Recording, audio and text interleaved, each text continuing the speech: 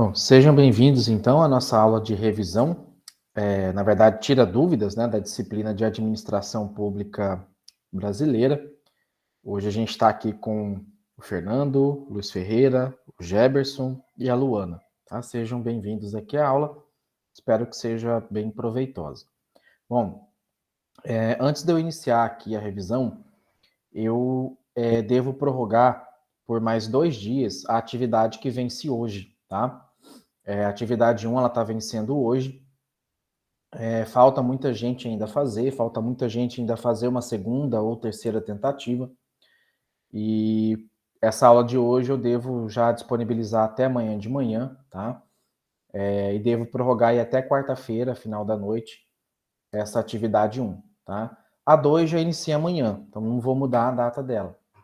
Mas, de qualquer maneira, essa 1 eu vou dar uma prorrogada aí mais 2 dias, beleza? Bom, como que é a dinâmica da aula, tá? Eu peguei 6 questões da atividade 1 e mais umas 5 questões da atividade 2 para trazer a discussão aqui durante a aula, tá? Eu vou dar a questão, vou dar um tempinho ali, uns 2, 3 minutinhos para vocês analisarem e responderem. Quando for responder, eu abro o microfone ou coloco aqui no chat a resposta que vocês acham que tá? São questões do questionário, tá? Eu peguei do questionário mesmo, pode ser que alguma caia para vocês, ou nenhuma caia, porque o banco é bem grande, mas elas resumem basicamente todo o conteúdo que eu estou trabalhando ali, tá? E na sequência eu vou explicando ali o que tem de errado em cada uma das alternativas e assim avançando com o conteúdo.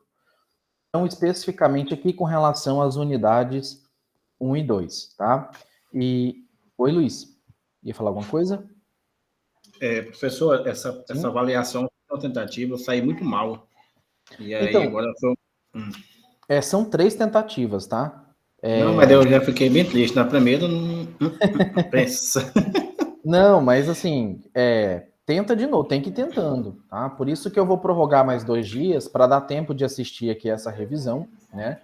E caso você tenha alguma dúvida pontual também, é só mandar que se eu não conseguir esclarecer aqui, eu respondo ainda hoje para você, tá? Bom, então essa é uma das questões, né? A República Federativa do Brasil organiza-se politicamente e administrativamente em afirmativa A: União, Estados, Municípios e Distrito Federal, autônomos e soberanos entre si.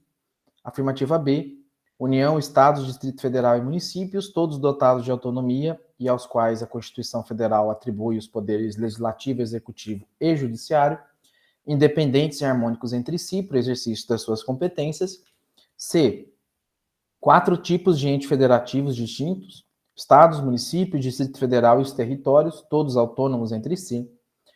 Letra D: Estados, município, Distrito Federal e União, que se aliam em união indissolúvel para a formação de um Estado ou federação.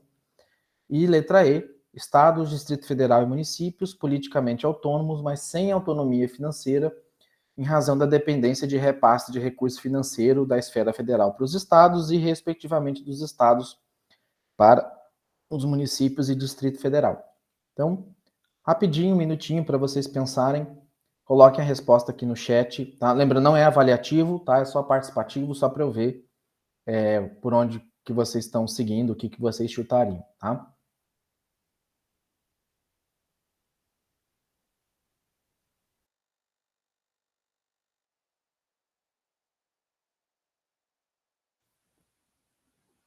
Jefferson acha que é D.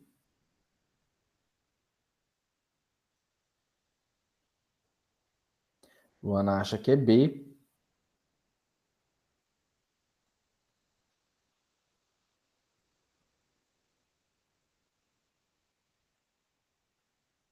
Fernando também acha que é B.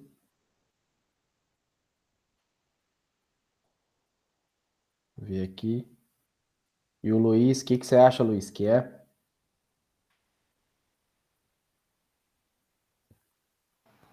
O professor deu uma distraída aqui, minha filha estava do lado aqui. Esquenta não, tá? Ela estava arrumando uns papéis para mim, um caderno, uns tempos, para fazer as anotações. Tá, não, beleza. Então, já vou lá para a resposta, tá? A resposta correta dessa questão é a letra D de dado, tá? O Geberson acertou. E aí, o que está errado em cada uma dessas alternativas, tá? A letra A está dizendo que, né, União, Estados, municípios e Distrito Federal, os autônomos, correto. E soberanos entre si. Soberano, só União, tá? Não tem, deixa eu ver quem está pedindo para entrar aqui, não tem soberania entre os entes federados. Somente a União é soberana, tá? Na letra B, ela está falando que União, Estado, tarará, todos dotados de autonomia, ok, aos quais a Constituição Federal atribui os poderes legislativo, executivo e judiciário. Aqui está o erro, tá? Executivo e legislativo em todos os entes, tá? Estaduais e federais. Judiciário não são todos os municípios que tem, tá? Tem município que tem a comarca vinculada em outro município, tá? Então, o fato de ter a palavra judiciário torna esse item errado, tá? Só isso, é afirmar que tem os 3 poderes em todos os entes, tá?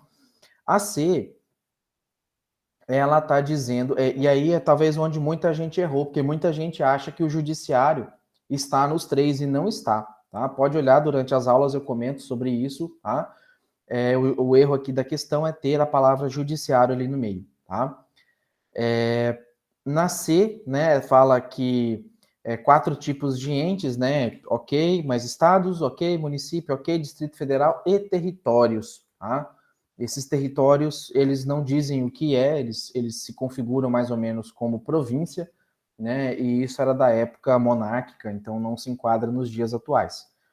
A D está correta, e o que está errado na E é quando ele afirma que não tem autonomia financeira, tá? E é onde está errado aqui na questão, por quê? Deixa eu pegar aqui o marca-texto, tá? Trocar a cor aqui, pegar um vermelho. O erro está aqui quando fala que não tem autonomia financeira. Porque, assim, tem, tá? Apesar dos estados dependerem de repasse da União e os municípios dependerem de repasse do estado, o município tem autonomia para arrecadar. ITBI, IPTU, ISSQN. O estado tem autonomia para arrecadar ICMS, IPVA, tá?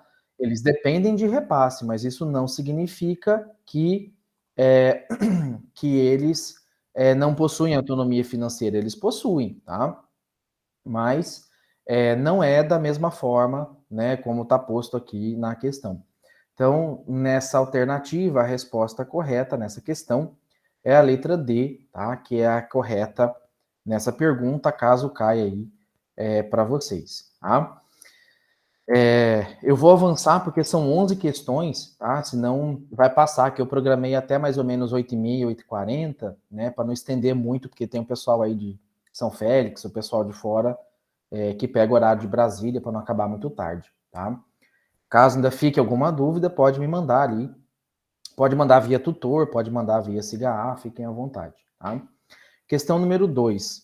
As 5 categorias de análise do Democracy Index são inspiradas no modelo teórico proposto pelo Down, que descreve os requisitos necessários para que haja contínua responsividade do governo às preferências dos cidadãos politicamente iguais são, né? Então ele quer saber aqui as 5 categorias que inspira o modelo do Democracy Index, ou indexador de democracia, né? Um parâmetro ali para ter democracia.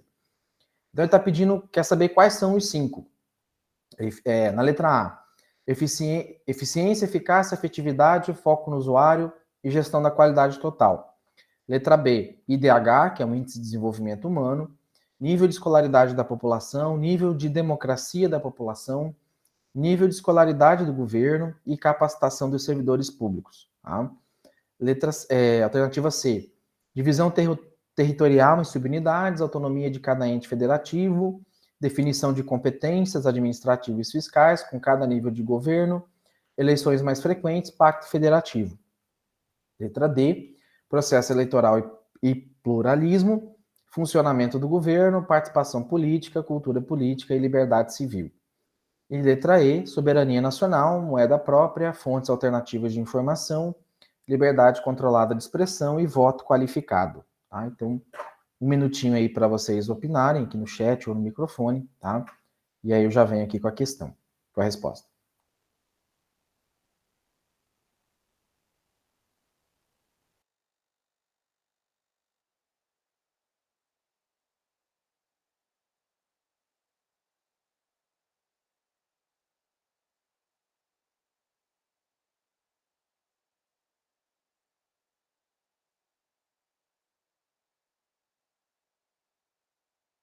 Jefferson acha que é a letra B.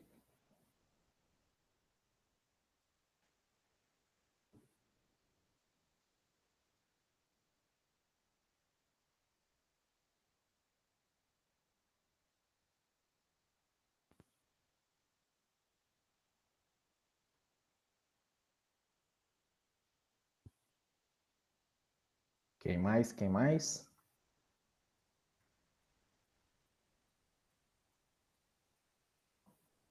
Samara acha que é D de dado.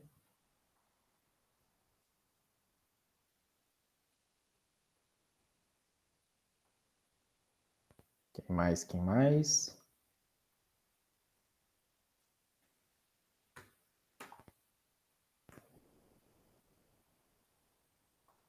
Mais ninguém quer chutar?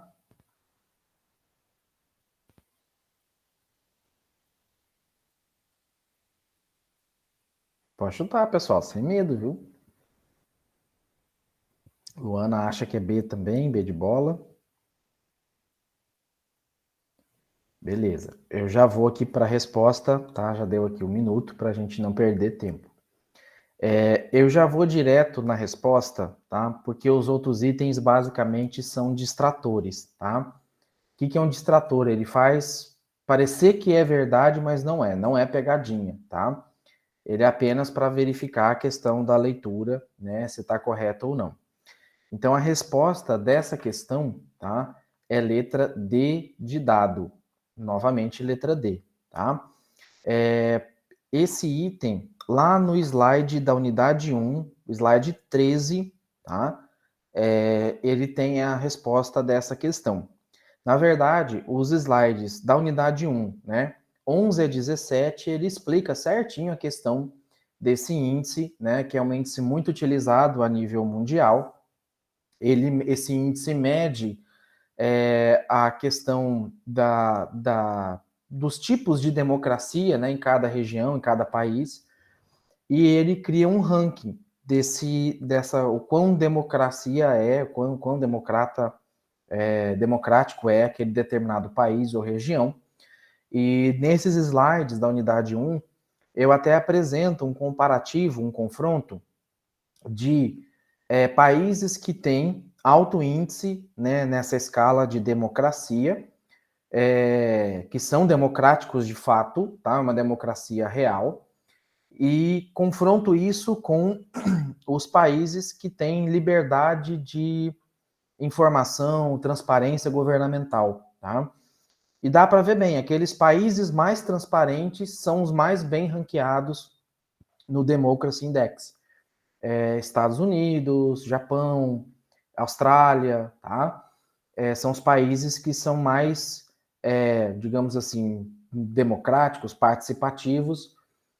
Em comparação, o oposto disso, você tem Venezuela, você tem China, você tem Rússia, que são países que não são tão transparentes assim e por isso não são democráticos, né? Dessa forma. Então, o que precisa ter, o que esse índice leva em consideração? Processo eleitoral e pluralismo de ideias, tá? Isso significa que, ainda que eu discorde de uma ideia de direita, ainda que eu discorde de uma ideia de esquerda, eles participam do debate. Ninguém é calado, ninguém é silenciado durante esse processo, tá? Por exemplo, a Rússia, ela tem um histórico, a Venezuela tem histórico de matar os opositores, a Rússia envenenado e a Venezuela na bala, né? Então, qualquer oposição que tenta fazer frente, qualquer oposição que questiona o governo, o pessoal vai lá e mata. E é claro que sempre um vai ganhar uma eleição, porque ela é fraudada antes mesmo de iniciar, tá? Outra característica é o funcionamento do governo. Então, você tem que ter os poderes funcionando de maneira harmônica, tá? Não necessariamente como aqui no Brasil, que é uma república democrática, né? Federativa democrática, mas você pode ter algumas monarquias parlamentaristas que funcionam muito bem, tá? Desde que o governo funcione com os poderes ali de maneira independente, tá? Leva em consideração a questão da participação política também da população. Então, quem é que está se candidatando, tá? Aqui no Brasil criou-se cotas para as mulheres, cotas para as pessoas pretas, pardas, indígenas, para participarem ali, se candidatarem, né? Obrigar os partidos a inscrever, a colocar essas pessoas como votantes, né? Serem votadas, perdão. E isso não tem funcionado, muitos partidos têm driblado essas cotas, e isso foi colocado para incentivar a participação, que por mais que uma mulher às vezes queira participar, muitas vezes o próprio partido se rearranja ali e acaba excluindo, acaba deixando de fora, tá? Tem países que não tem essa cota, que a participação feminina é bem mais alta do que aqui do Brasil, tá? Não por culpa aqui do Brasil das mulheres, tá? Eu sempre vejo muitas mulheres querendo entrar e participar da política. O que acaba matando essa participação é uma certa pressão, né? A dominação dos partidos muitas vezes é chefiado boa parte por homens que acabam desincentivando a participação feminina. O que é mais comum, às vezes, é filha ou esposa de político, né? Que muitas vezes acaba sendo um braço ali do próprio filho, marido, enfim, né? O que não deveria acontecer. E liberdade civil, né, tem a ver com poder fazer um protesto sem tomar tiro, sem tomar borrachada, sem tomar pancada, né? Entendendo aquilo como movimento legítimo, tá? Por isso eu já vou aqui direto na resposta, porque né, as outras quase não têm esses itens aqui, tá? E vou passar aqui para a terceira questão. Recomendo muito dar uma lida nesse material inicial aqui, tá? Professor? Sim, Luiz, pode falar. Correndo aqui no SIGAS, o prazo seu é até 19/6. Para nós fazer a avaliação. De 19. Peraí, deixa eu olhar aqui. De 19. Ah, não, verdade, verdade. Não, tá. Tá. A professora, então tá, não, é isso mesmo, tá? O Tiago deve ter alterado, então. Não tem problema, fica até o dia 19 sem problema nenhum, tá? Uhum. Daqui mais uma semana, né? É verdade, tá certo. Então, passando aqui para a questão número 3, tá? Então, dessa questão número 2 é essa a resposta. Na unidade 1, o slide 13 especificamente tem a resposta, mas do 11 ao 17 eu explico isso. E nas aulas também, né? Eu explico isso de maneira um pouco mais detalhada. Bom, questão número 3, né? Assinale os itens que correspondem a uma característica do federalismo. Então, esse tipo de questão, quando vocês veem assim que tem bastante alternativa, e quando eu falo assim, assinale os itens, tá? Ele está pedindo mais de uma resposta, tá? No SIGA A, às vezes vai aparecer ali uma bolinha na alternativa. Eu estou desenhando com mouse aqui, por isso que está ruim. E às vezes tem quadradinho, tá? Tem um quadrado ali para marcar. Quando é bolinha, é só uma resposta, é uma resposta única. Se você marcar A depois desmarcar B, ele vai tirar do A e colocar no B. Quando é quadradinho, ele permite você marcar ali mais de uma opção. Então eu dei uma olhada, muita gente acabou, por exemplo, que caiu essa questão, acabou marcando uma só, tá? Não marcou, e tem que marcar todas que são, que fazem parte, né, que correspondem a uma característica do federalismo. Então, deixa eu apagar aqui, um minutinho para vocês pensarem, e daí eu já venho aqui com a discussão e com a resposta, tá? Pode colocar no chat ou abrir o microfone aí para falar.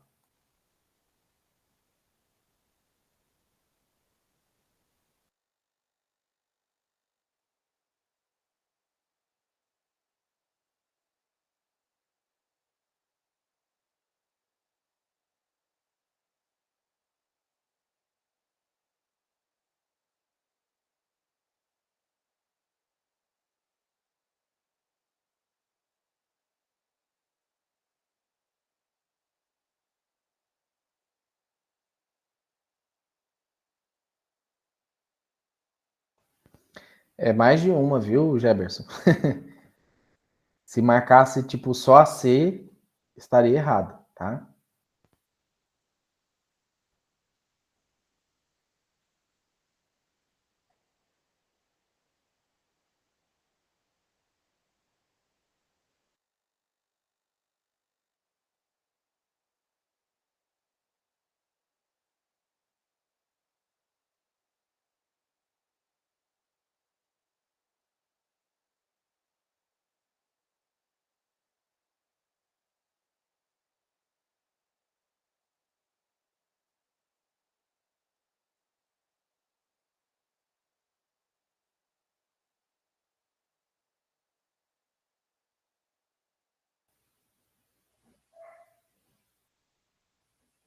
Só tem duas falsas aí, na verdade, né? Talvez seja mais fácil apontar as falsas aqui, tá?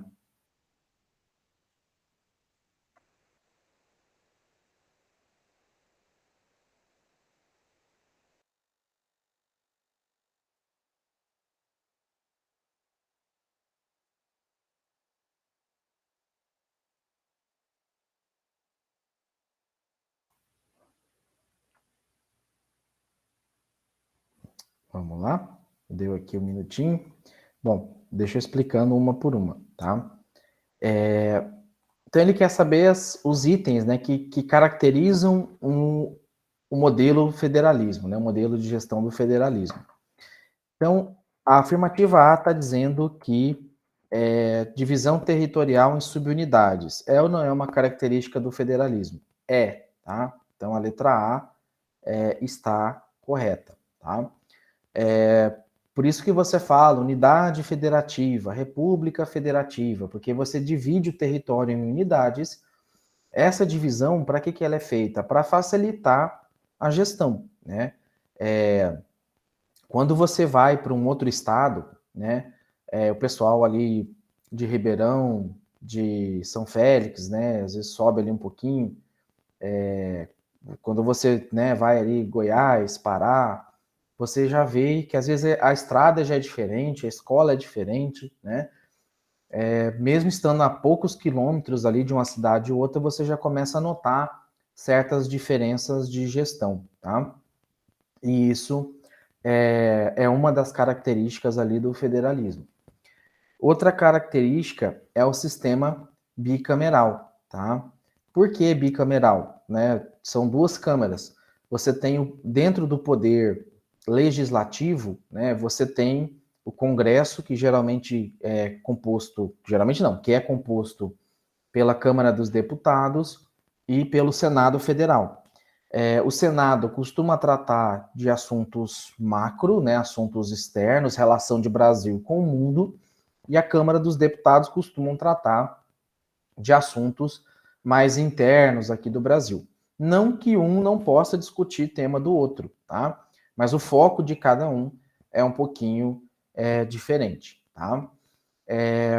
Outra característica é ter a constituição aqui dos poderes executivo, legislativo e judiciário presente nos dois níveis federais, então União e Estado, né? Então aqui já vem de acordo com o que eu tinha comentado anteriormente, né?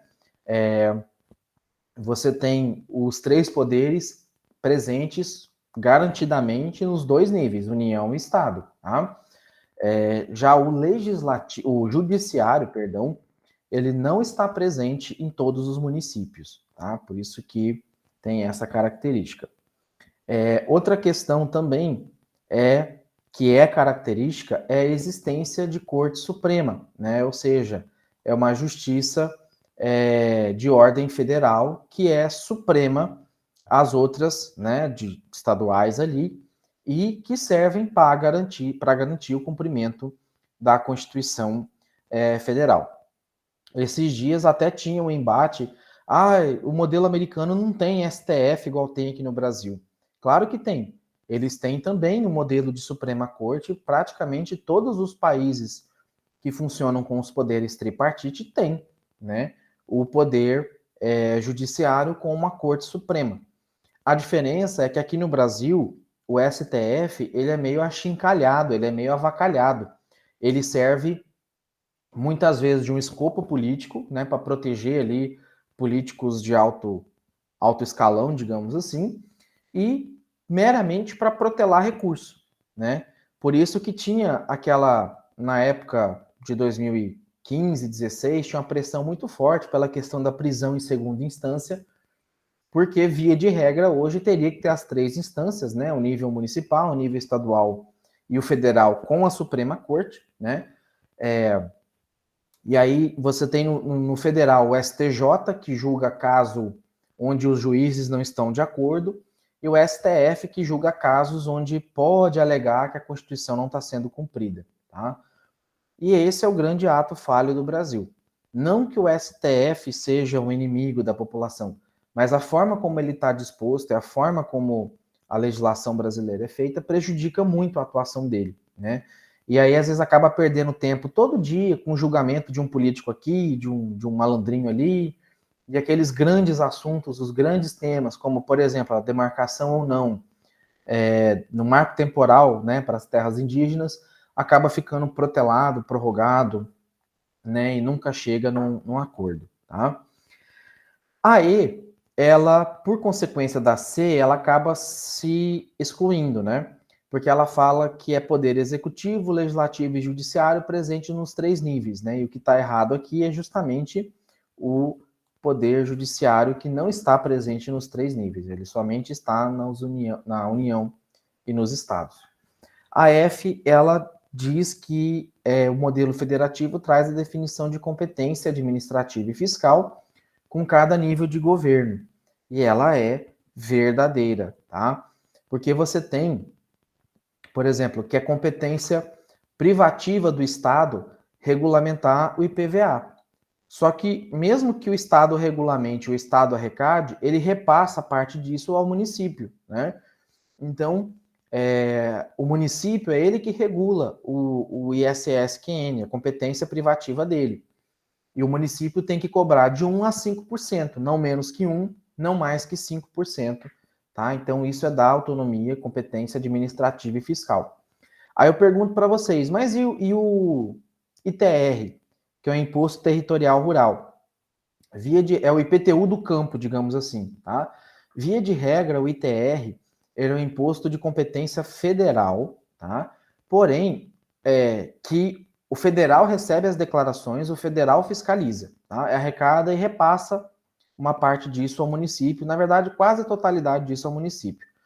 Porém, o governo federal, ele permite... Oi, professor, Luiz. sobre ITR, o município envia a pauta, né, valor de terra no todo ano para a Receita, e aí o município faz uma comparação com a Receita para fiscalizar, acompanhar, fazer os trabalhos. Eu fiz isso aqui na prefeitura. Isso, eu ia chegar lá, Luiz. Assim, é de competência federal, porém, o município pode fazer convênio com a União e o município se responsabilizar pela cobrança e pela fiscalização. Isso aí. Que é vantagem para o município, tá? Porque a Receita Federal, lá em Brasília, não sabe se aquela terra vale isso ou não, né? Eles não têm noção, a pessoa declara, e às vezes, quando dá um dado muito discrepante com o que o município informa, ela acaba autuando. Quando passa isso para o município, a chance do município fiscalizar é maior e a chance de aumentar a arrecadação também é muito maior, né? Então, tem essa questão também. Eu fiquei muito com medo, porque toquei processo administrativo com 25 pessoas, e é só os ricos da cidade, né? E aí eu tinha medo, muito medo. Aí eu terminei, finalizei tudo e não quis mais sair fora. E geralmente são esses, Luiz, que pressionam, tá? Eles pressionam. Eles mandam advogado, mandam contador, mandam todo jeito de pressionar a gente, né? E eu tive que estudar muito, ler muito para não errar em nenhum processo. Eles começam, não, dá um jeito aí para mim. Eles começam meio que na parceria, na amizade, assim, e depois eles vão aumentando a pressão. Já é um advogado, ele já começa, né, eu falo, eu não sei se chega, né, assim, a ameaçar de morte, mas começa a pressionar, né, tipo, eu sei como é que você entrou, eu sei como é que você tá aí, eu vou falar com o prefeito, eu vou falar com fulano, eu vou falar com ciclano, com o deputado, entendeu? Então, meio que... Teve pessoas que levou multa de 80 mil, 90 mil, eu fiquei muito com medo, né, que são um valor alto. Não, eu vou falar para você, 80 mil não é nada, cara. Aqui em Cáceres, o fiscal da prefeitura, né, falou para mim que a 80 mil é uma das mais baixas que ele aplica aqui. Tem multa de 4 milhões e meio, tá? Para terra que nem é tão grande assim, tá? Mas assim, faz parte e a palavra do servidor, né, e do ente público, no caso, né, da fiscalização, ela tem prevalência, assim, sobre qualquer perícia, qualquer auditoria que se contrate, laudo de avaliação, daí a discussão é só judicial, é o juiz que vai decidir quem é que está exagerando, entendeu? Porque é um trabalho tão sério, né? A gente entra no site da Receita com um certificado digital, né? Então, Isso. qualquer bobeira que a gente der, a gente tira o problema que é do contribuinte e passa para a gente. Exatamente, tá? O item G, que é centralização de poder político, ele é falso, ele está errado, tá? Porque no modelo federativo, o que você quer é justamente descentralizar, né? Então você quer que os prefeitos tenham a sua autonomia, o governador tenha a sua autonomia e o presidente, né, a presidente, né, tenha ali a sua autonomia. Então não é centralizar, é justamente descentralizar. Por isso que ano passado, aí vocês assim, não levem pelo lado político da coisa, tá? Mas o lado técnico. O que o Bolsonaro fez de determinar, o Estado tem que cobrar aquilo, valor X de ICMS, tem que fixar acho que em 17 ou 18%, se eu não me engano, para todos os estados. É errado, tá? Pode ter ajudado a população, tá? Pode ter ajudado a população, mas do ponto de vista constitucional, é totalmente equivocado, porque fere o pacto federativo, tá? E a União acaba entrando, fazendo gestão sobre a execução, a competência administrativa e fiscal de cada estado. Às vezes ele optou por cobrar mais ICMS porque ele perde ali, né? Ele cobrou aqui porque perde ali. O estado de Mato Grosso, ele depende muito do ICMS, porque ele não tem, a Lei Candir tirou o ICMS da exportação. Então, a soja, o milho, que antes o Estado podia cobrar o imposto e ficar com esse imposto por exportar esse produto, ele caiu fora. O Estado compensa isso de que jeito? Cobrando em cima do combustível, cobrando em cima de outras questões, tá? E a Lei Candir, a União ficou de repassar uma compensação para os estados, que já faz anos que não repassa, acho que tem 5, 6 anos que não repassa esse valor, tá? E aí, por fim, a autonomia do ente federativo, sim, né, é o contrário da letra G, que sim, cada estado, cada ente tem a sua autonomia, tá? Exato, Luiz, da energia elétrica, a mesma coisa também, né? Da energia, também, eu também concordo que está muito alto, até porque há uma diferença ali de faixa de consumo e tal, né? Até então não estava incentivando a questão do uso solar, daí um deputado entrou com uma ação que agora não vem cobrando ICMS em cima da energia solar, né? O governo usou a desculpa de que os contribuintes que não têm energia solar acabam pagando, mas não é verdade, tá? Ele apenas não é cobrado e o Estado tem outras formas de compensar isso daí. Então, se cair essa questão para vocês, vocês têm que marcar esses itens aqui. Lembrando que o SIGA ele pode ser que alterne as alternativas. Então, aqui ficou tipo A, B, C, D, F e H como verdadeira. De repente, o que está como letra E aparece como letra A na hora dele randomizar ali as questões, na hora dele tornar aleatório ali as questões, tá? Deixa eu ir para a próxima aqui, questão número 4. Tá um frio hoje aqui, mas eu vou ter que ligar o ar porque esquentou aqui. O atendimento à população por órgãos públicos deve pautar-se em um conjunto de princípios morais elevados, como descrito a seguir. A atuação da administração pública deve ocorrer sem prejuízo ou benefício de parte do público atendido, mantendo um tratamento isonômico para realizar o interesse coletivo. O princípio descrito aqui é o de... Um minutinho, eu já venho com a resposta.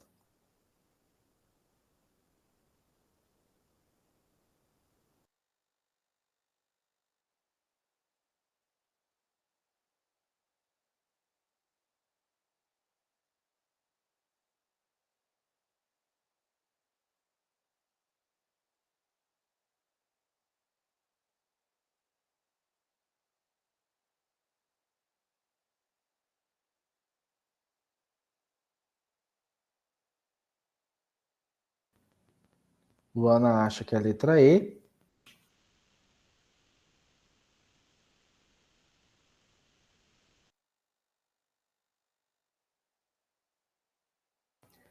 Samara, Luiz acham que é a letra E. Alguém discorda?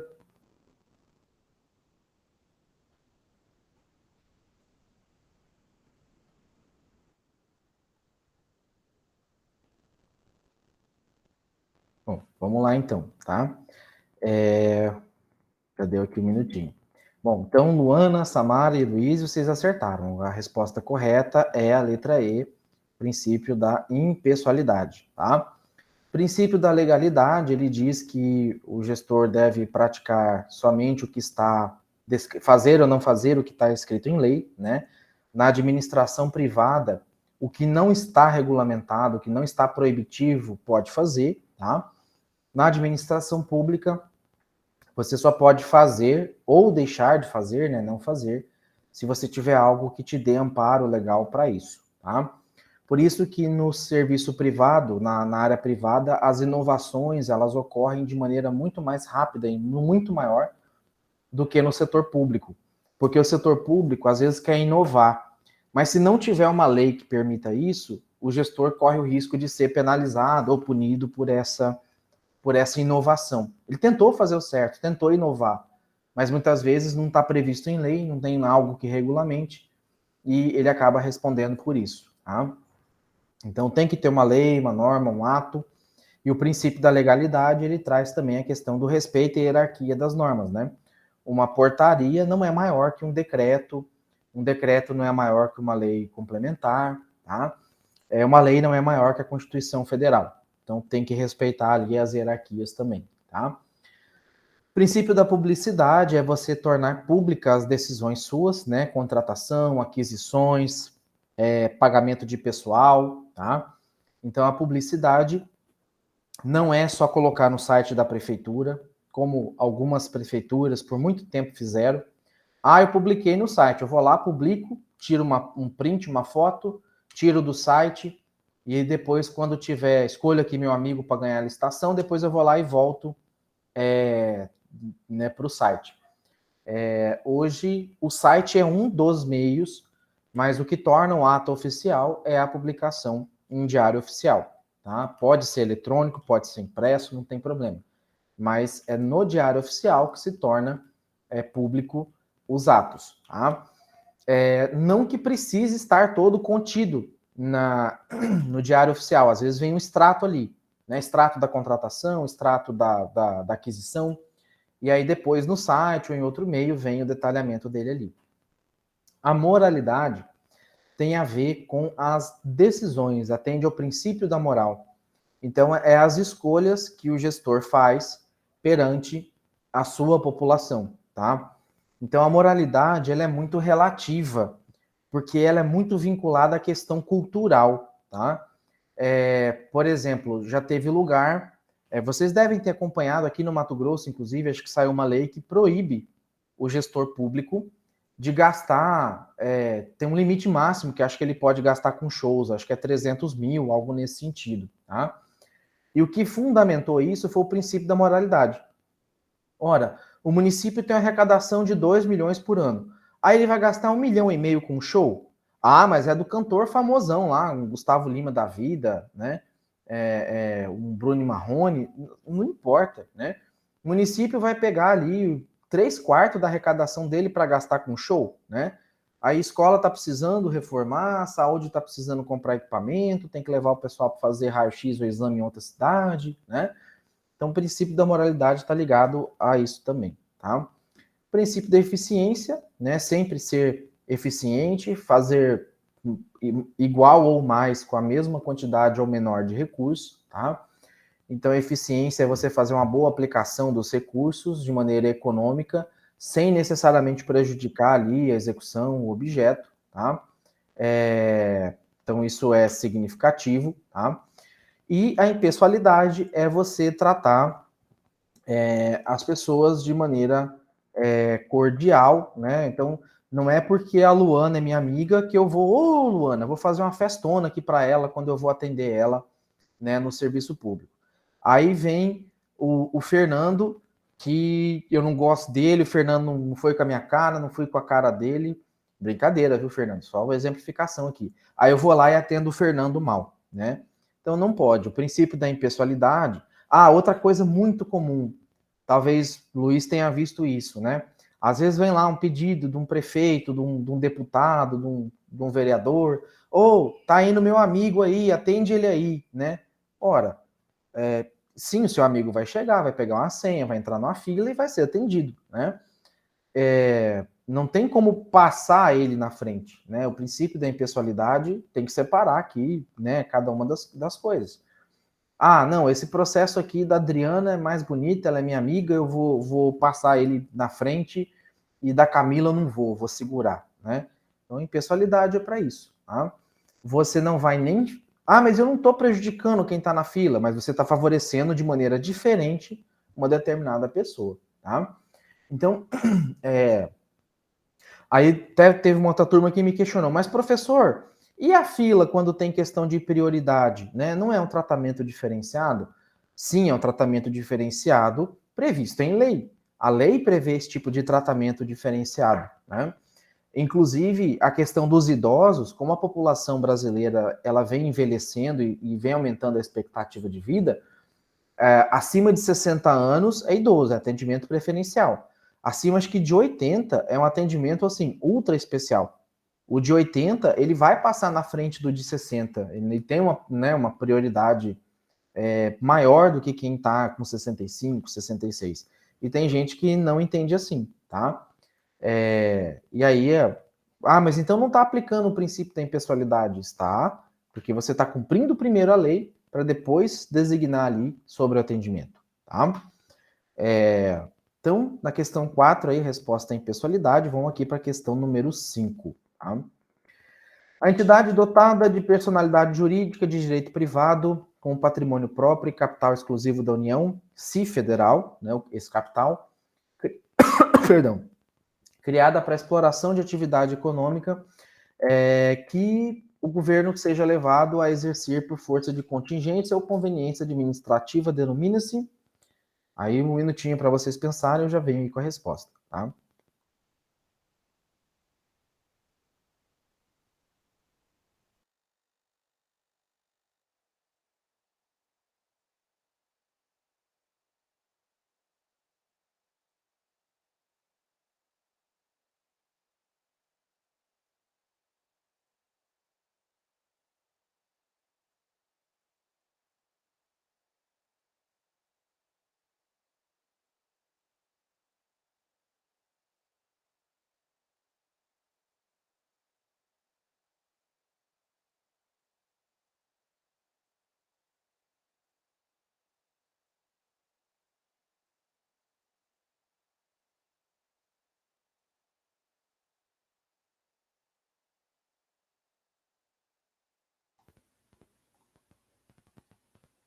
Luiz acha aqui que é de fundação pública.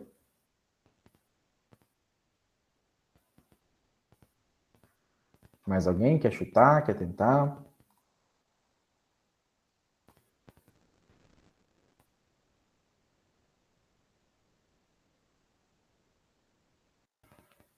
No chute mesmo, Samara, não esquenta não. Letra B, Samara tá indo. Sociedade e Economia Mista.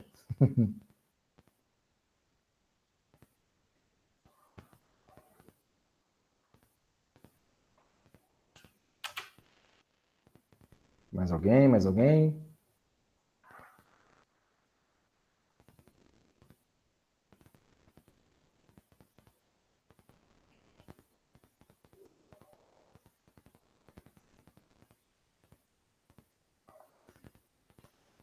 Beleza.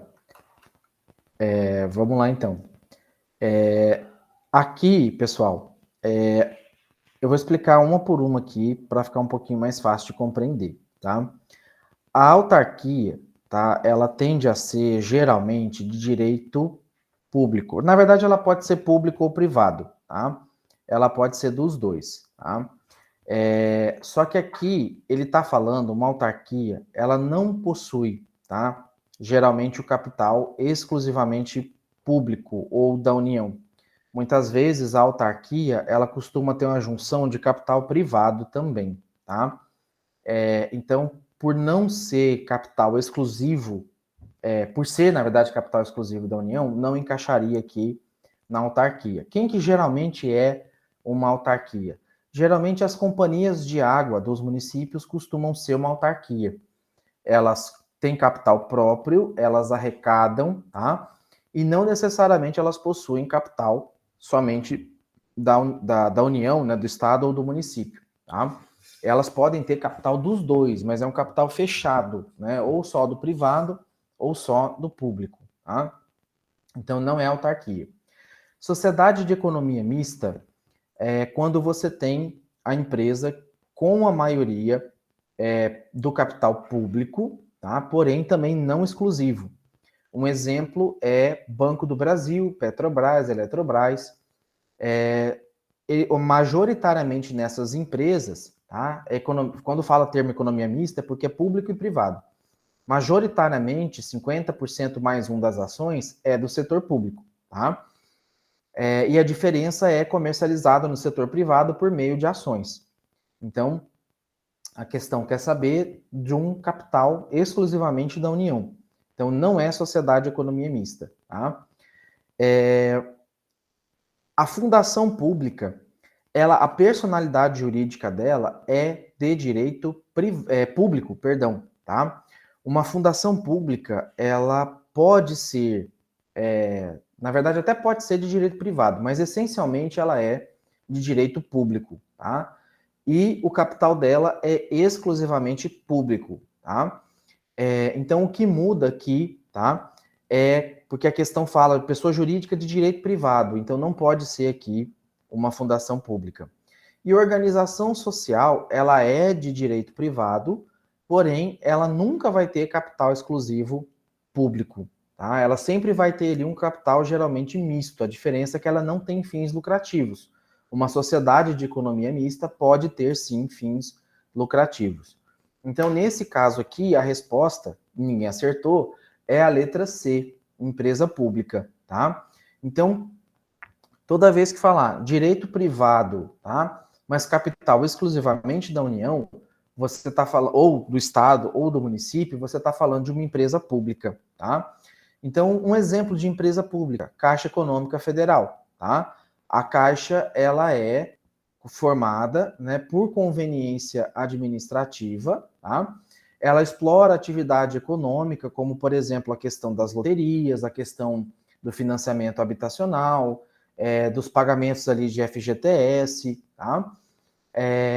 E ela é de direito privado. A Caixa Econômica, ela tem lucro em cima, tá? Ela pode ter lucro, a diferença é que o lucro dela é reinvestido dentro dos próprios programas sociais, dentro do que ela mesma administra, tá? Então, é essa aqui a diferença. Um exemplo de fundação pública é a Unemat, tá? A Unemat, ela chama Fundação Universidade do Estado de Mato Grosso. Ela é de direito público, ela é criada por uma lei, tá? Ela depende de repasse exclusivamente do Estado. Ah, professor, mas a Unemat arrecada com vestibular. Sim, é a única cobrança que a Unemat faz, que é justamente para selecionar as pessoas. Depois que faz a matrícula, não tem cobrança nenhuma ali para estudar. A única cobrança que pode ter é uma segunda via do diploma, a primeira é gratuita, mas se você pedir uma segunda via, você vai pagar ali o custo do papel, que é próximo de R$100, 100 e alguma coisa, tá? Fora isso, se ela errar o papel, se ela errar o diploma seu, algum dado errado, ela mesma troca sem custo nenhum, tá? Então essa é a resposta ali da questão número 5. Vamos lá para a questão número 6, que é a última questão aqui desse questionário que está aberto aí até o dia 19, tá? Então, uma adequada compreensão do processo evolutivo da administração pública brasileira nos revela que, letra A, o patrimonialismo se extingue com o fim da dominação portuguesa, sendo o reinado de Dom Pedro II ponto de partida para a implantação do modelo burocrático. Letra B, em um ambiente onde impera o gerencialismo, né, o modelo gerencial, não há espaço para o modelo burocrático. Letra C, a implantação do modelo gerencial em fins do século passado consolida o caráter burocrático weberiano do aparelho do Estado, notadamente na administração direta.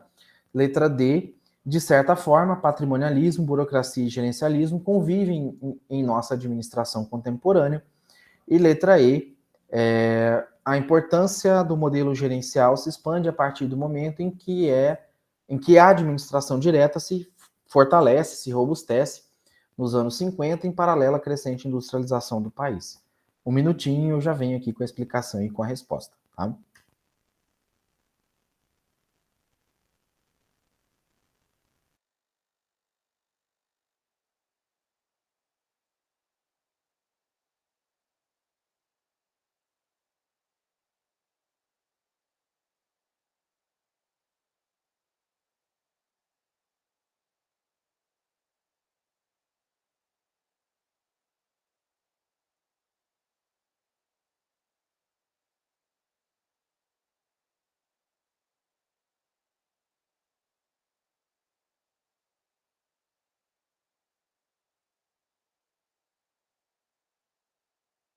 Isso é bom, hein, Luiz?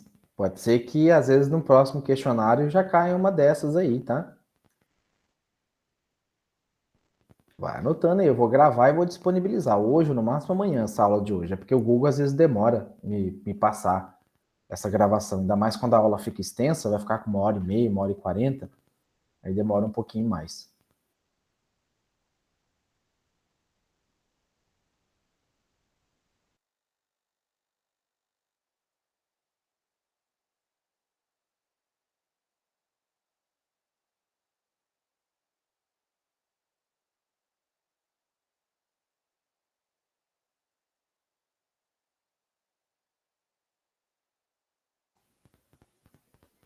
Já essa o povo tá com medo de chutar, não quer nem tentar, assim, aproximar. Eu nem tô olhando muito se tá acertando ou não, viu? Ah, eu errei 3, não quero mais chutar. Não, chuta, ué. Tem que tentar, tem que entender, tá? Ó, a Luana já foi na D.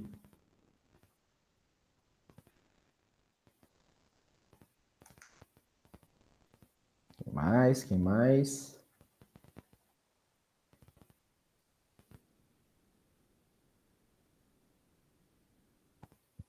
Bom, vamos lá, senão a gente vai empacar aqui. Tá, na letra A, ela diz que o patrimonialismo se extingue com o fim da dominação portuguesa, sendo o reinado de Dom Pedro II o ponto de partida para a implantação do modelo burocrático. Tá? O modelo burocrático, na verdade, começou com Max Weber por volta de 1930, tá? E o patrimonialismo ele não se extingue, tá? Nenhum dos modelos ele é uma ruptura. Acabou esse aqui ou amanhã começa aquele ali, tá? Ele geralmente vem por uma transição, tá? E assim, nesse período, né, só explicando rapidamente os 3 tipos, né, o patrimonialismo ele foi muito ligado à coroa, ao poder monárquico, ele tinha uma confusão entre o que era público e o que era privado, né, da res pública e a res príncipes, ele não tinha regra, ele era puramente à vontade do soberano, ele não tinha critério, as pessoas eram contratadas por ser amigas do rei, né, e não tinha metas, não tinham cuidado, e era uma gastança enorme, né, de recurso, muita cobrança de imposto sem retorno para a população. Já o modelo burocrático, ele veio para condenar o patrimonialismo, ele veio colocando regra, critério de seleção, mérito técnico, impessoalidade, separação do público e do privado, formalização, tá? E a burocracia, ela funcionou assim, muito bem para corrigir as distorções do patrimonialismo. O que a burocracia não conseguia prever? A capacidade do ser humano de interpretar as regras. Então, a burocracia, mesma coisa que eu pegar para vocês e dar um bolo de caixinha para você, ó, pega esse bolo de caixinha e faz essa receita aqui, né? Tem 10 pessoas aqui na sala, 11 comigo. A gente pode ser que não tenha 11 bolos feitos igualzinho no final. Porque alguém pegou a receita, acho que meia hora no forno é muito tempo. Não, eu vou colocar aqui um temperinho diferente aqui, um saborzinho, uma canela aqui para dar um gosto diferente nesse bolo, né? Então a burocracia, ela não conseguiu prever a capacidade do ser humano de adaptar ou de entender as regras. Isso é o ponto que ela falhou, tá? E o excesso de burocracia, e assim, a burocracia não é algo ruim. O formalismo, o excesso dela é que é ruim, tá? Porque muitas vezes você fica se atentando ao processo, ao método, e não ao fim, à finalidade, ao objetivo final, tá? Eu expliquei durante as aulas que uma vez eu precisava assinar um documento, estava sem meu carimbo, os dados que tinham no carimbo, que era meu nome e número de matrícula, eu anotei na folha. Peguei a folha e anotei meu nome completo, matrícula, tal. E a pessoa não quis receber o ofício porque não tinha o meu carimbo. Falei, pessoa, o carimbo é para evitar que eu fique escrevendo meu nome e matrícula infinitas vezes, né? O fato de eu me identificar no ofício não é impeditivo, né? Me identificar à mão não é impeditivo para tornar o ofício válido, tá? Então é um excesso ali de cobrança da norma, do regulamento. Falei, aonde que está dizendo que você não pode receber um ofício ou que eu sou obrigado a entregar um ofício que tenha carimbado aqui? Isso eu imprimi no computador.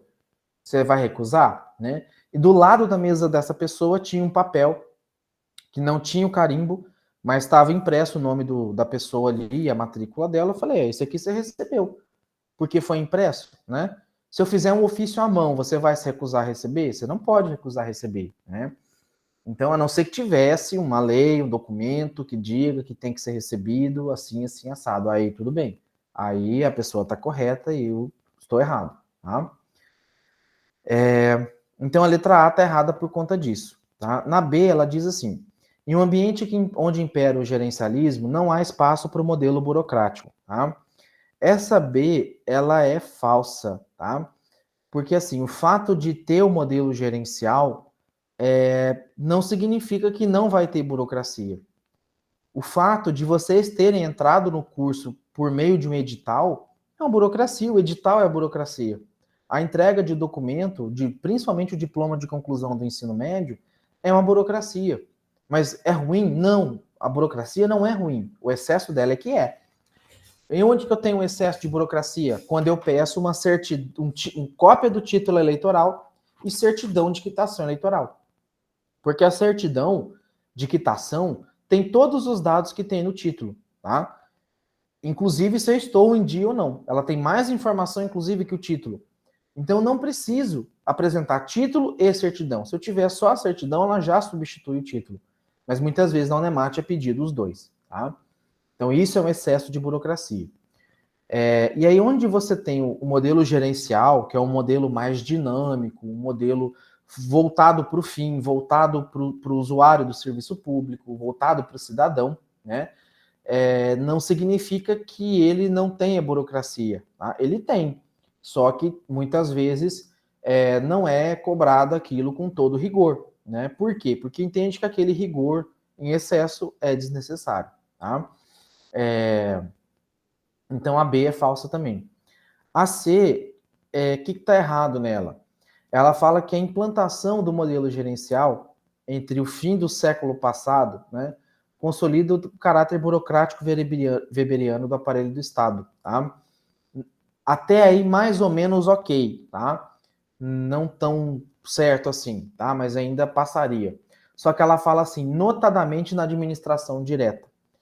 E, na verdade, começou-se mais pela administração indireta. A direta é muito enrijecida, a indireta era mais flexível.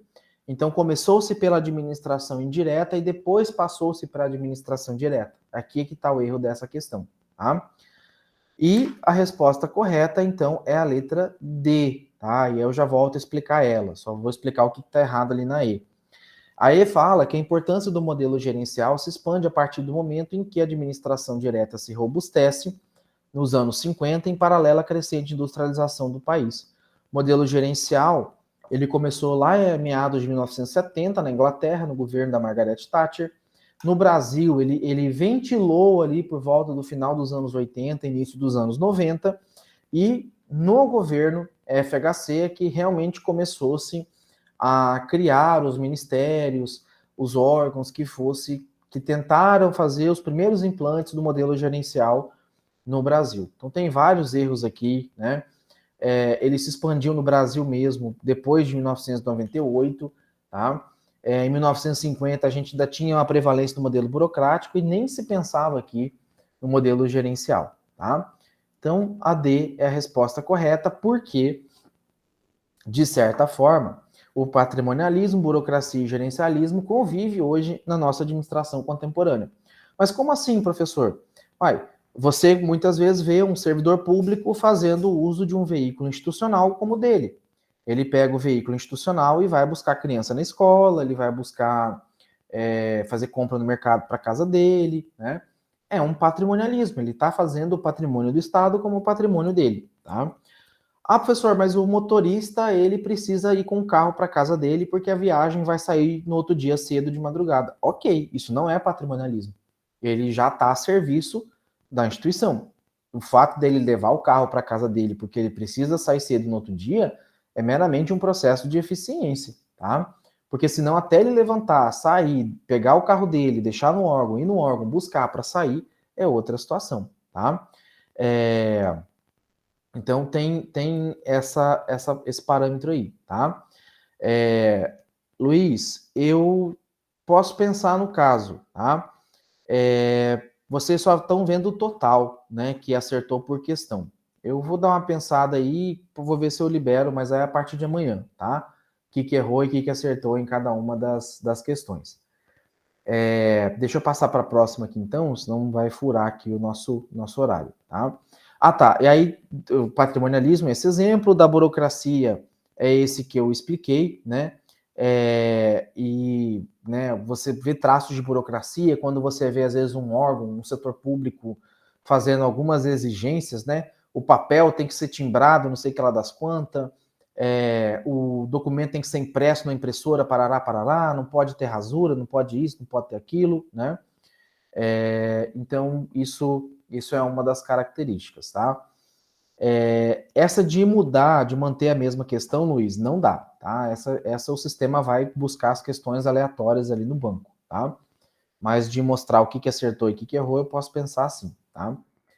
Bom, então aqui eu encerro o conteúdo das unidades 1 e 2, né? Vamos lá para as unidades 3 e 4, tá? Nessa questão aqui, na questão 7, ele diz o seguinte: sobre as características dos conselhos de políticas públicas, assinale as alternativas verdadeiras. Então percebam que aqui também tem mais de um. Eu estou pedindo, assinale as alternativas verdadeiras. Então, no enunciado eu já estou dizendo que tem mais de uma, tá? Tem 2 verdadeiras e 2 falsas aí nessa 7, tá? Um minutinho para vocês pensarem. E aí eu já venho com a resposta, tá?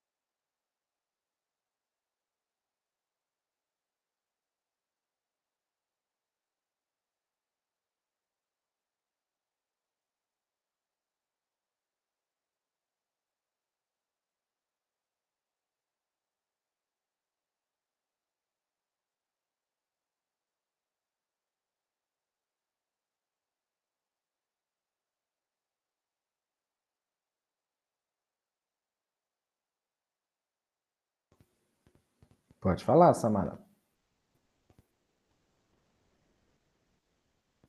Aliás, são 3 verdadeiras e 2 falsas aí nessa questão. Traduzido de Brilliant.org.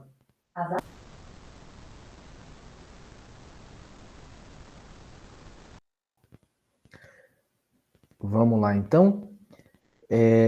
Samara, você acertou, tá? As verdadeiras são 1, 2 e 4, tá? Essa aqui são as verdadeiras. 1, 2 e 4, tá?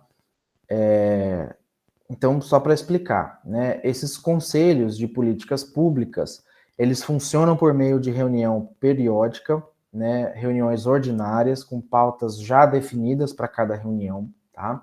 Então, eles já vão especificamente discutir aquele determinado assunto pautado, tá?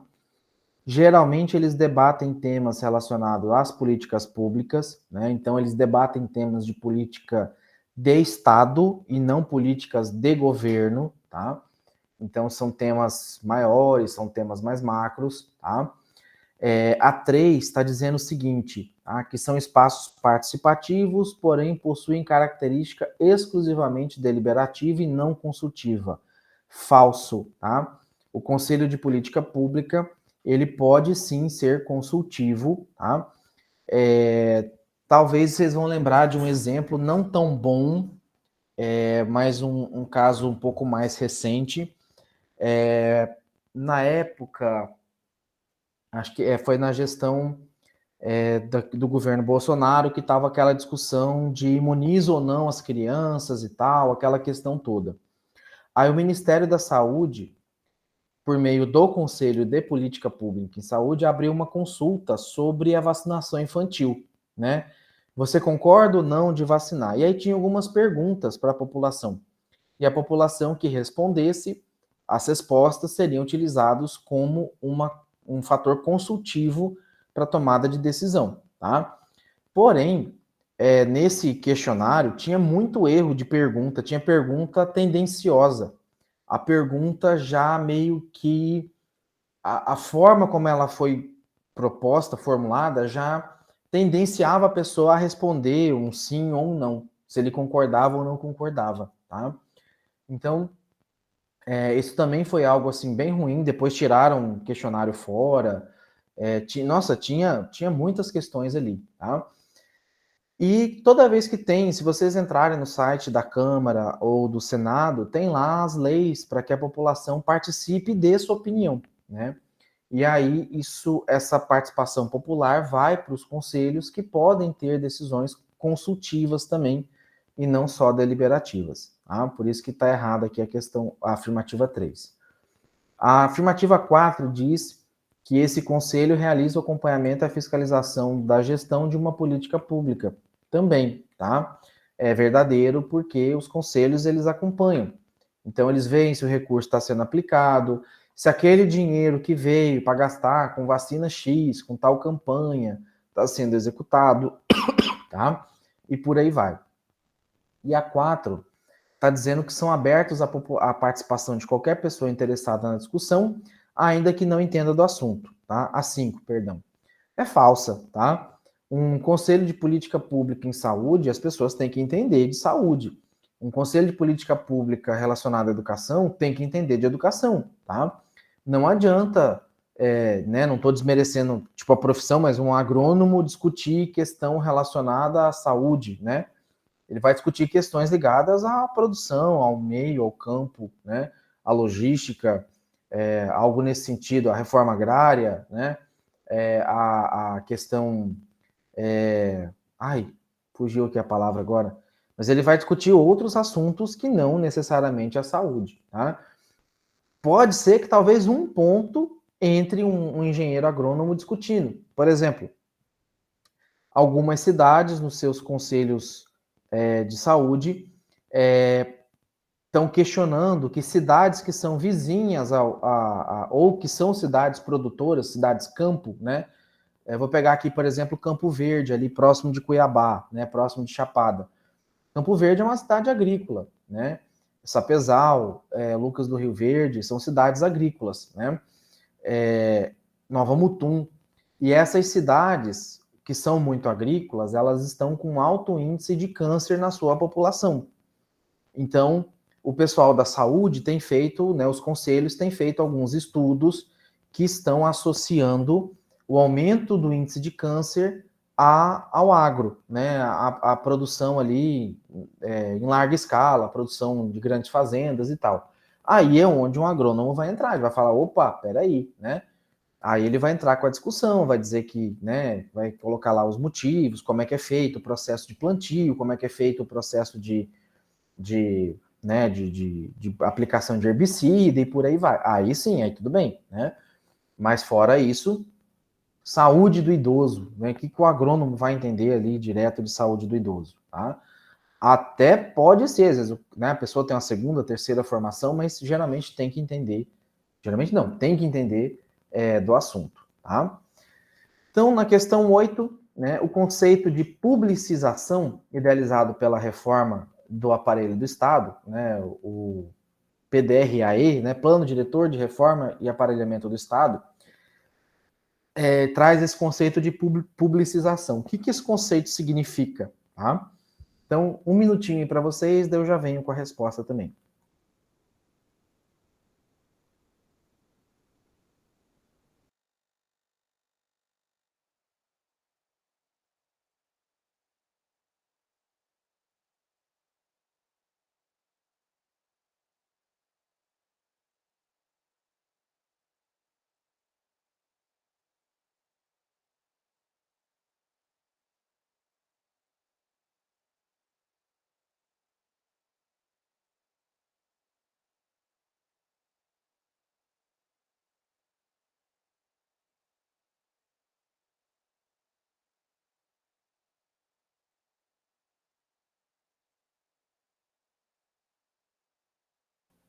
Samara acha que é a E.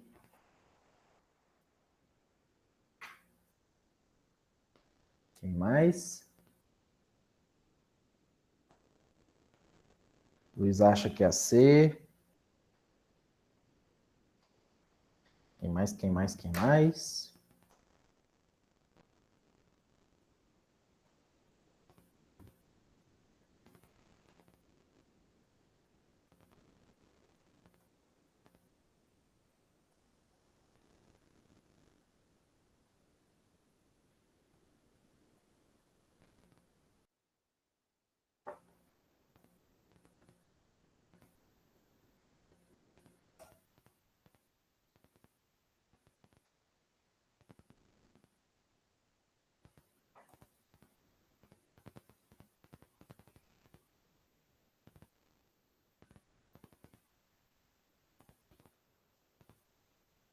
Tá, vamos lá então. A resposta da 8, tá? É a letra C, tá? Cadê aqui? O Luiz acertou, tá? Vamos lá. Esse conceito de publicização, e aí, Samara, é comum o pessoal confundir mesmo com publicidade, tá? Com ampliação de informação. Mas não tem a ver, tá? A letra A está dizendo que é a transferência, o conceito de publicização é a transferência compulsória ao poder público de atividades originalmente de responsabilidade do Estado, como saúde e educação. Na verdade, esse processo que está explicando na A é o processo de intervenção, tá? Não é a publicização. Intervenção que é o que está acontecendo na saúde de Cuiabá, não sei se vocês estão acompanhando. O prefeito lá fez um monte de besteira, estava faltando remédio vencido, né? Gente morrendo, equipamento quebrado, médico recebendo sem trabalhar. E daí a justiça falou, opa, peraí, não, vou tirar a competência de gestão do município e vou passar para o Estado.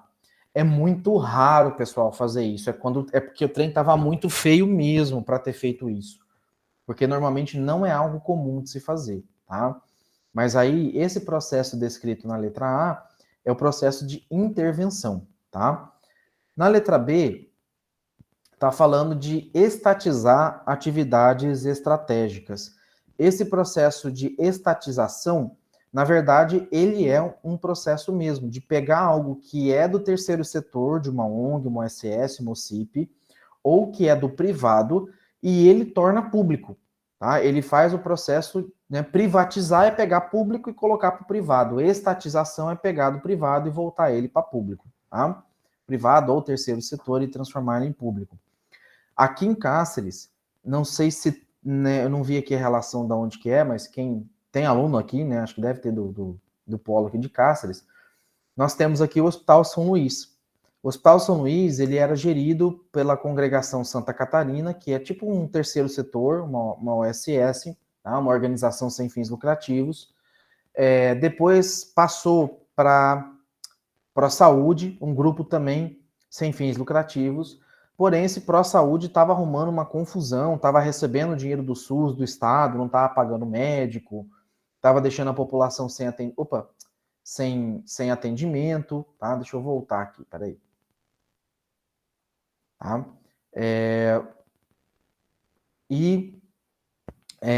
Nele... Oh, meu Deus do céu, é a 8 aqui, tá?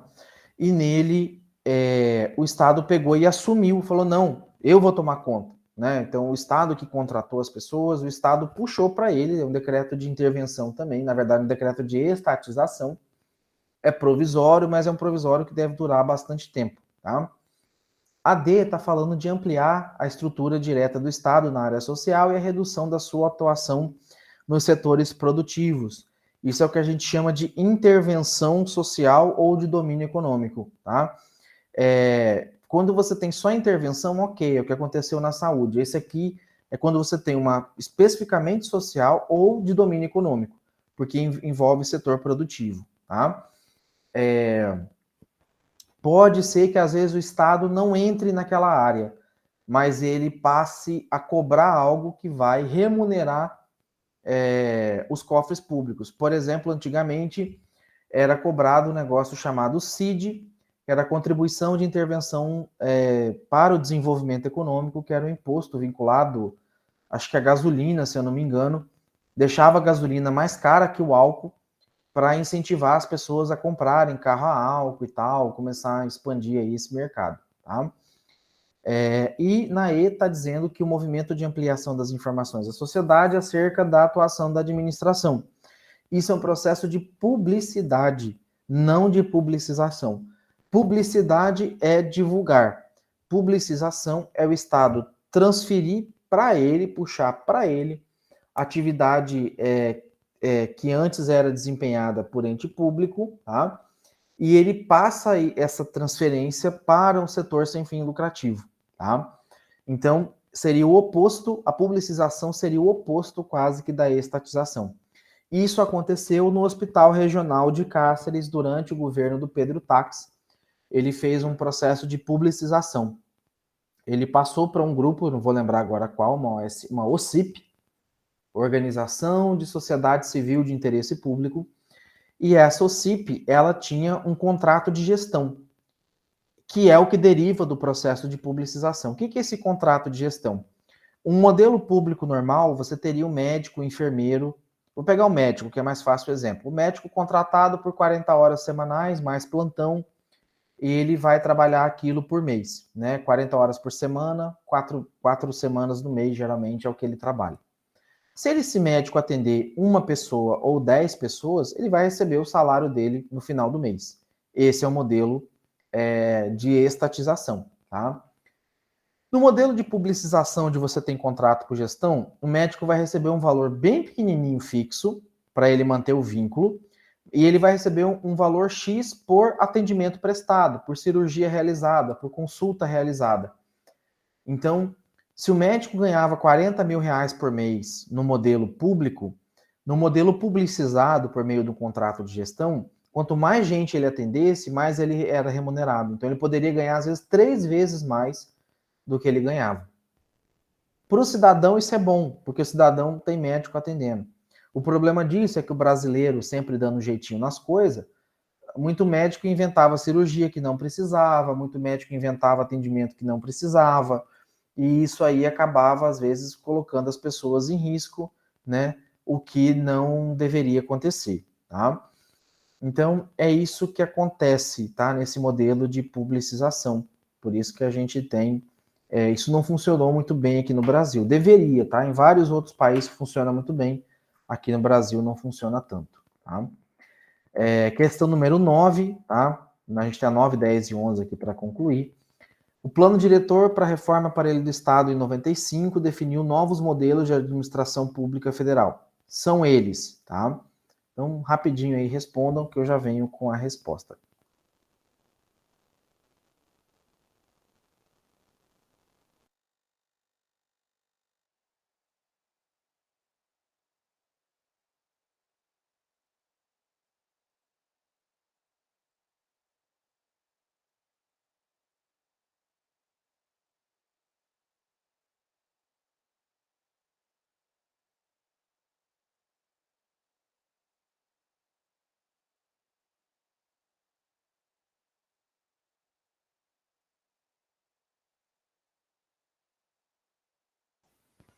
Luiz acha que é letra A.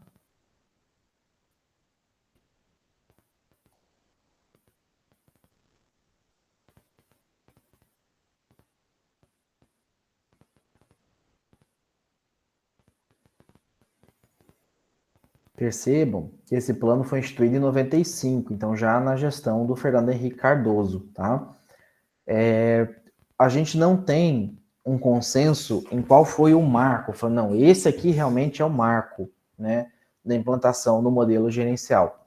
Mas esse plano diretor, ele serve de base para um marco, tá? Para esse modelo gerencial, assim, mas não dá para dizer que foi só ele, tá? Mais alguém quer chutar?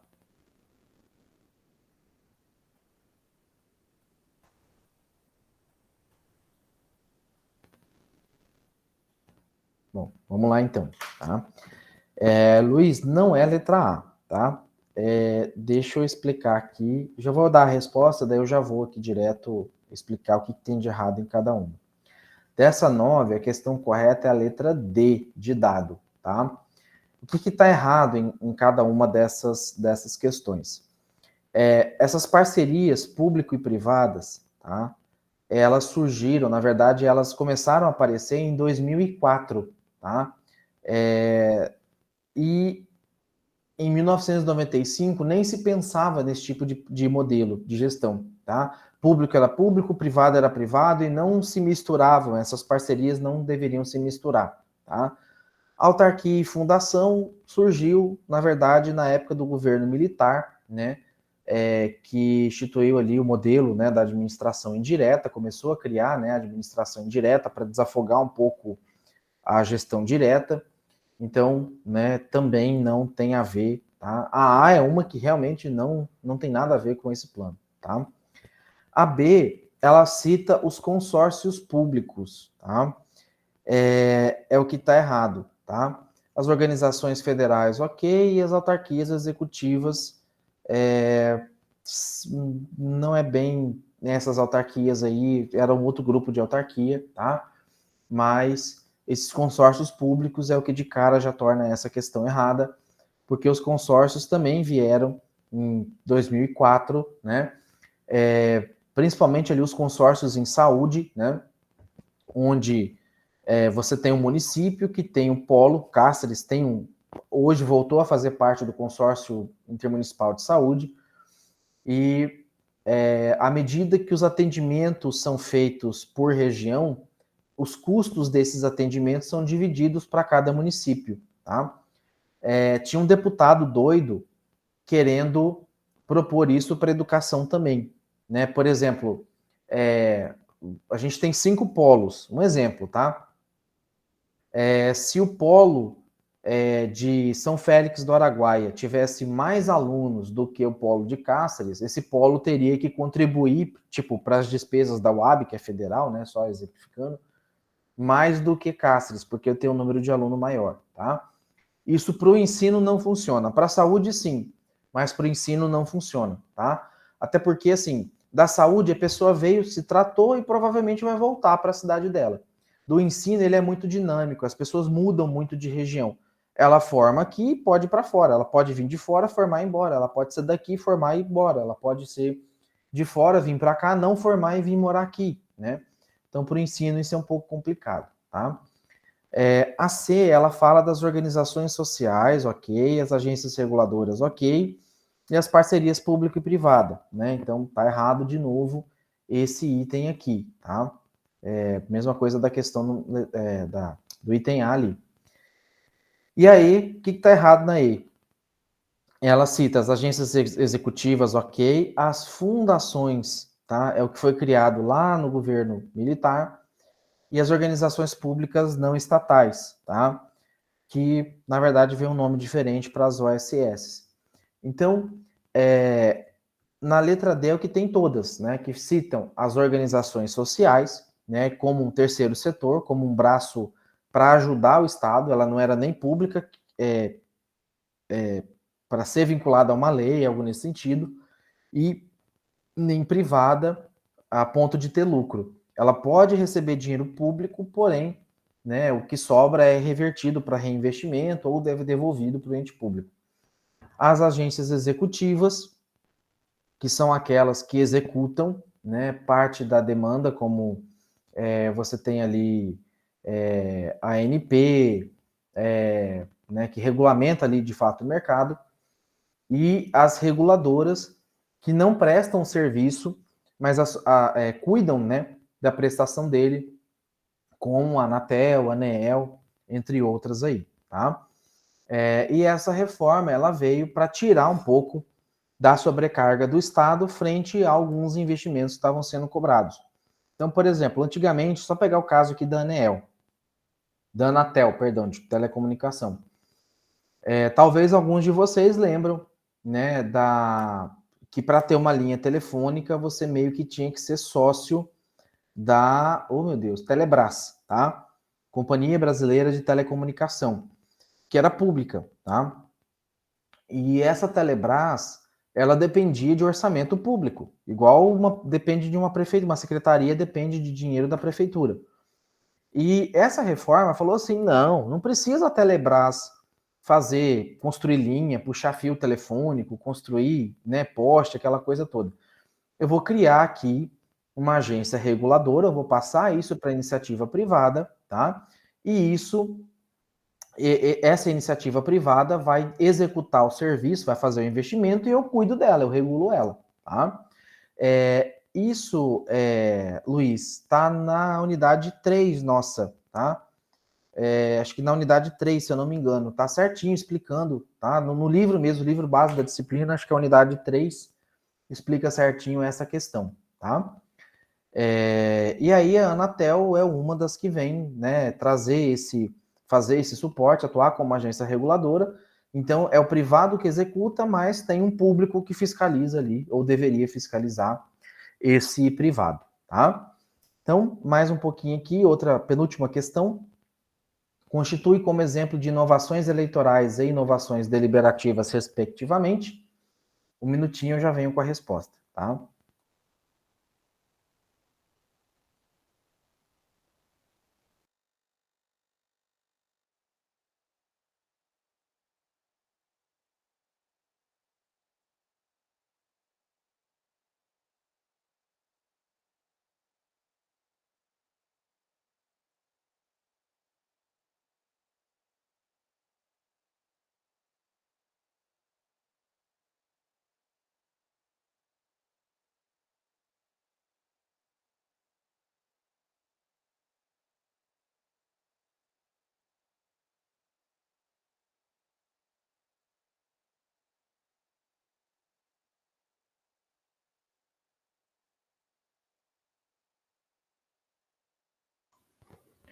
Jefferson acha que é A.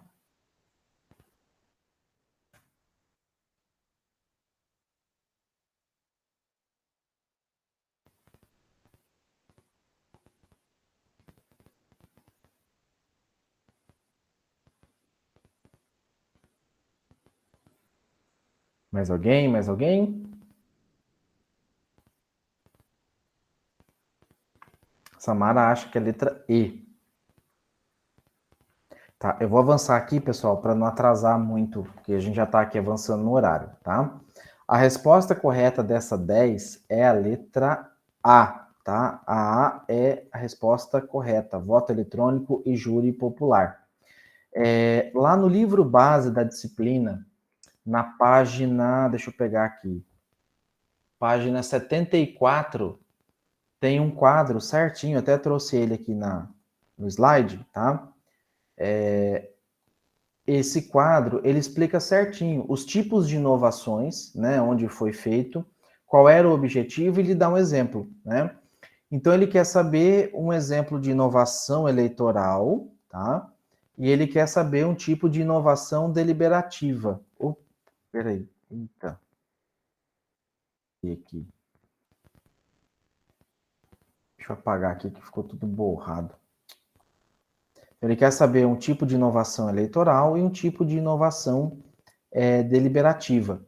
Então, aqui a gente tem como inovação eleitoral o voto eletrônico, tá? E o voto por correspondência, tá? que no Brasil não costuma se aplicar voto por correspondência, tá? Só no modelo americano, foi que deu uma treta lá na questão do governo Trump, tá? E a questão da inovação deliberativa, a gente tem aqui a questão do júri popular, as conferências, né, e das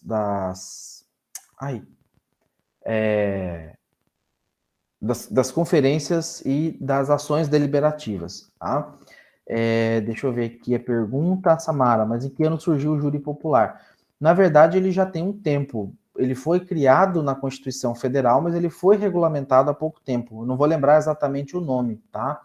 Mas foi de 2000 e alguma coisa para cá. Ele foi recente, ele não é muito antigo da época lá da Constituição, não, tá? Posso pesquisar depois e te passar, mas ele constitui, tá? Esse exemplo de inovação deliberativa por isso, tá? Porque pôde deliberar sobre as políticas públicas de maneira eletrônica, tá? Você pode ter alguns sites, você pode ter, né, participação dentro do próprio governo. Algumas prefeituras costumam colocar ali em feiras, em locais públicos, locais de grande circulação, algumas coisas para as pessoas questionarem, tá? Para as pessoas responderem com opinião e tal, tá? E a gente tem as outras formas, né? Na B, ela está falando, deixa eu marcar aqui a resposta, tá? Na B, ela está falando de audiência pública e orçamento participativo. Audiência pública é uma inovação de democracia, tá? Eletrônica, que é essa última aqui. E a orçamento participativo tem a ver com co-governança, que é quando o governo tem lá um orçamento e ele quer que as pessoas daquele bairro, daquela região, decidam o que elas querem para aquele bairro, para aquela região dela, com o que foi arrecadado ali, tá? Consultas eletrônicas e referendos, tá? Consulta eletrônica tem a ver com uma inovação de democracia, tá? E não necessariamente eleitoral, tá? Eleitoral é o meio, tá? E a referendo tem a ver com a democracia direta, tá? Inovações de democracia direta. Na D, está falando de mesa de diálogo e recalls, né? Então, mesa de diálogo tem a ver com as políticas. Cadê aqui? Mesa de diálogo. Tem a ver com as medidas consultivas, né? E o recall com a questão da democracia direta, tá? Então, muda ali um pouquinho também. E o voto pela internet referendo, o voto pela internet ok, né? Seria um exemplo. E o referendo tem a ver com a questão da democracia direta, tá? Então, lá no quadro 11, que está lá na página 74, traz o detalhamento certinho. Eu recomendo vocês ficarem com um livro ali, né, do lado. Professor. Que vai ajudar. Oi, Luiz. Professor. Esse livro está onde? Eu estou tentando achar ele aqui no Siga, esse livro base. Deixa eu ver onde que ele está aqui. Está postado, acho que logo em cima. Plano de ensino. Será que não foi postado? Peraí. Deixa eu achar aqui. Eu mandei. Peraí, livro. Não está postado. Eu vou postar ele ali em biblioteca virtual, tá? Terminar a aula aqui eu já posto. Porque na disciplina anterior tava. Eu achei que estava postado aqui no início. Na biblioteca virtual? Não tá na biblioteca virtual, não. Era para eu já vou projetar aqui. Deixa acabar rapidinho, Luiz, a aula. Eu já posto. No final da página do Cigar, tem ali avaliações e bibliotecas virtuais, tá? Eu vou postar dentro de biblioteca virtual, tá? Deixa eu ver. Mas é um livro que vai dar para baixar, tá? Deixa eu só finalizar aqui a aula, aí eu já posto lá no Cigar. Eu achei que estava postado. Tô vendo se eu falar, mas estou procurando aqui, não estou encontrando, por isso que eu interrompi. Mas obrigado. Eu vou deixar ele aqui no finalzinho, e aí eu já mostro aqui no Cigar onde que vai estar, tá? Então, a última questão, tá? Só para a gente fechar aqui, concluir a aula. O controle social é a figura central de uma democracia. Acerca desse conceito, é correto afirmar que... Um minutinho e eu já venho com a resposta. Vou aproveitar aqui para postar enquanto isso lá no Siga, tá? Rapidinho, peraí.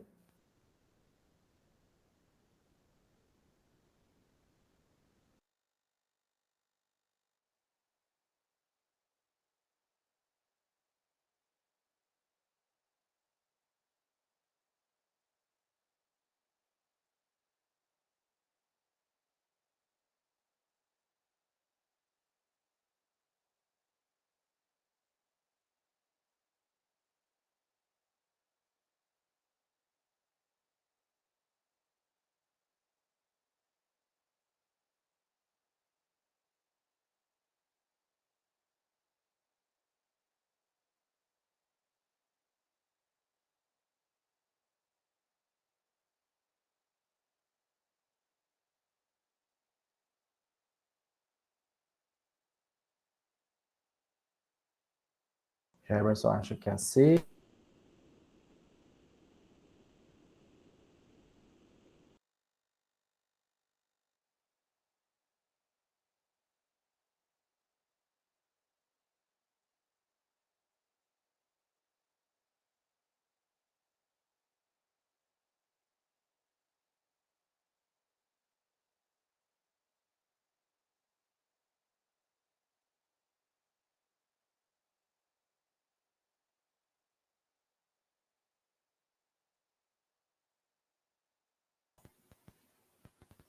Samara chutando de novo D.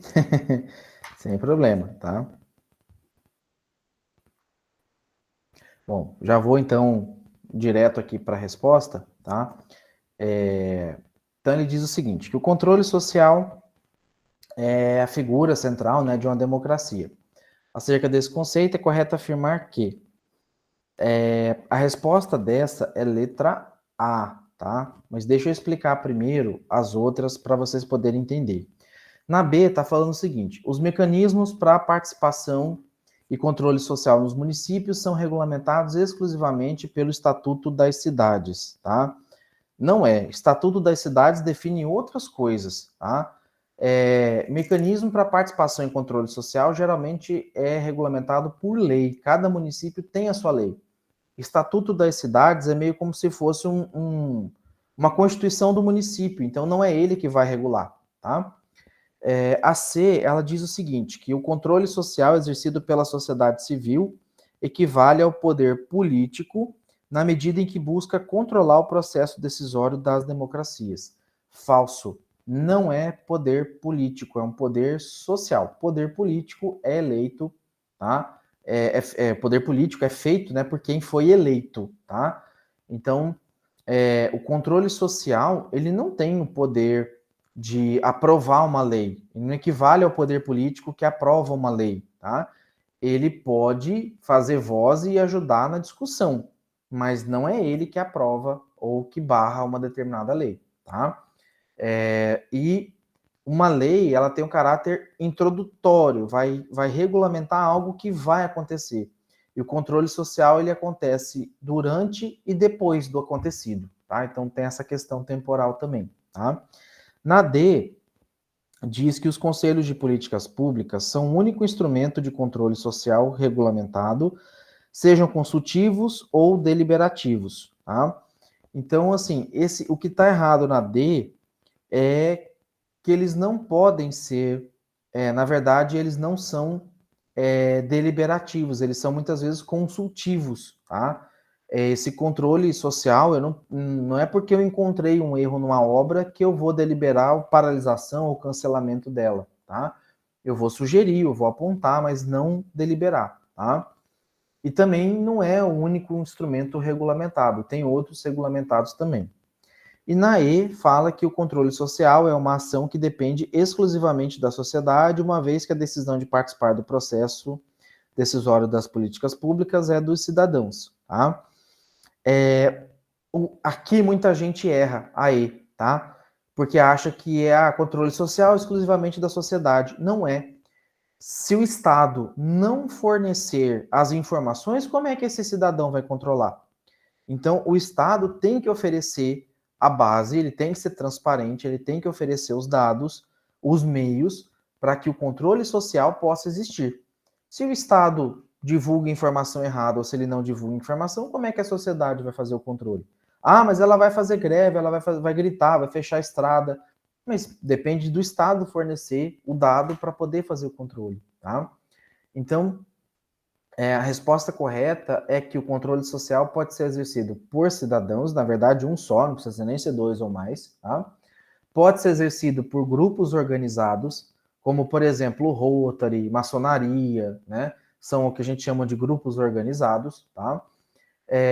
E também pode ser grupo não organizado. Meus vizinhos juntou aqui e a gente vai lá na prefeitura brigar por conta da iluminação pública, tá? Pode também, não precisa ser regulamentado, tá? Só que requer um esforço e atuação conjunta, tanto do Estado quanto da sociedade, tá? Então, o controle social ele existe quando você tem Estado e sociedade atuando em conjunto, tá? Então, com isso, pessoal, eu encerro aqui, né, a nossa aula, né? Eu abordei basicamente boa parte do assunto ali da disciplina. Deixa eu só parar aqui a apresentação. Já postei esse livro base no SIGA, tá? Foi falha minha aí, podia jurar que estava postado, tá? Deixa eu compartilhar aqui a tela. Deixa eu ver só se vai estar aparecendo aqui, tá? O livro base, ele está aqui no final, tá? Atividade avaliativa, biblioteca virtual, livro base aqui da disciplina, tá? Bem pequenininho aqui no final, tá? Livro base. Então, eu recomendo vocês baixarem ele, baixar os slides e na hora de fazer atividade, tá com ele do lado. Os slides, vocês vão ver que eu tirei desse livro. Esse livro está um pouco mais detalhado do que está nas aulas e nos slides, tá? Mas, de qualquer maneira, utilizem ele. Caso vocês tenham alguma dúvida quanto a alguma pergunta, pode estar mandando para o tutor e tal, tá? Ou mandando direto no SIGA, no meu e-mail que eu respondo. E eu liberei aqui agora a questão de poder consultar o que acertou e o que errou. Mas eu acho que vai estar valendo só para as novas tentativas, tá? Deixa eu parar aqui o compartilhamento. Acho que vai estar valendo só para as novas. Mas, de qualquer maneira, eu vi que ninguém fez as 3 tentativas, então tem mais uma chance aí de fazer, tá? Acho que no mais é isso. Não sei se tem mais alguma dúvida, senão já vou encerrar por aqui, para não ficar muito grande a aula, tá? Uma graça, Luiz. Eita. Estou usando o fone da minha filha, da maior. Bom, beleza então, pessoal. Vou encerrar aqui a gravação, tá? Qualquer coisa, só dá um grito aí, tá? Um abraço, boa sorte aí nas atividades. Tchau, tchau.